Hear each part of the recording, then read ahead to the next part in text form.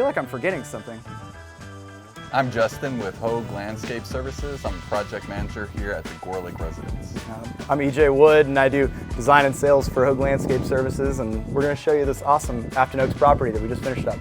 So the genesis of the project here was that they were enjoying this pool that got installed about 7 years ago, and we were trying to solve for an issue that when they'd get home from work in the evenings, they were getting a lot of sun in the spa. They didn't want to lose it completely, they just wanted a little bit of shade. So we actually took aluminum I-beams and we floated them over the top surface of the spa, and then we anchored them with steel posts. The entirety of this space between the back wall and the fence line has plumbing lines, electrical lines, gas, everything you could imagine. So we had to figure out a way to provide them screening, to give them some shade, and to not sacrifice the integrity of any of the pool's plumbing. What we decided to do was construct galvanized planters that are all welded together and sit above ground with just a small 1-foot bond beam around the entire edge of each of these planters.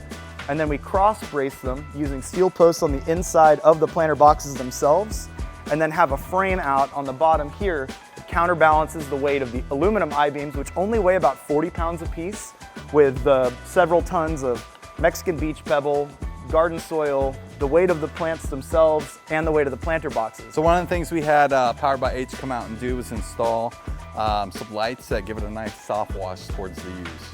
The spaces in between here provide assistance with the wind resistance for the structure, and then the weight itself is counterbalanced by all 3 of these planters simultaneously. So with the Lutron system, they're actually able to log in from their phone, their mobile device, and dim the lights, turn anything off if they need to. Gives them to access that wirelessly. When we decided against a closed roof on the pergola, we wanted to still be able to provide a little bit more lush privacy than the I-beams allow. So what we came up with was installing a Confederate Star Jasmine vine to grow back, up, and over, but we didn't want to sacrifice the clean look of the 2 beams and the cantilevered I-beams here. So what we decided to do was install some I-hooks that sit behind this post with removable vinyl-coated steel wiring so that the jasmine can be trained to grow on that and then eventually reach up here and then grow over. But as we all know, vines are susceptible to freeze damage. So in the event that they happen to freeze back in some bad weather, what they can actually do is they can put these vinyl-coated steel wires back on that are spaced 18 inches up the entire beam here, cut the vines back to the roots and let them to regrow back so that you don't have the issue with having taken them off and then the vines die back and there's no way to get them back up here. But once they do grow back up over, you can remove the wires and give it a nice clean look. And then you're just training it to the I-beams above. The U's here, the design element that Anne really enjoys is the more free-flowing kind of undulating shrubbery. So while a lot of the time when you see a Japanese yew, it's pruned architecturally, the intent of these is actually to grow out wild and kind of let them do their own thing. So you're going to get privacy screening to the windows at the neighboring house.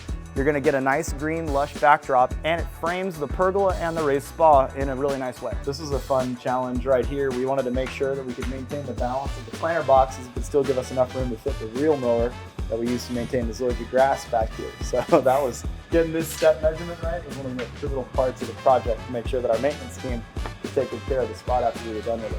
So one of the things that was really important for us was making sure that the colors all matched on the new work that we were doing. So we took an example of the existing gutter downspout, and our partners at Sherwin-Williams were able to color match it so that the planter box, the gutters, and the pergola are all the same color.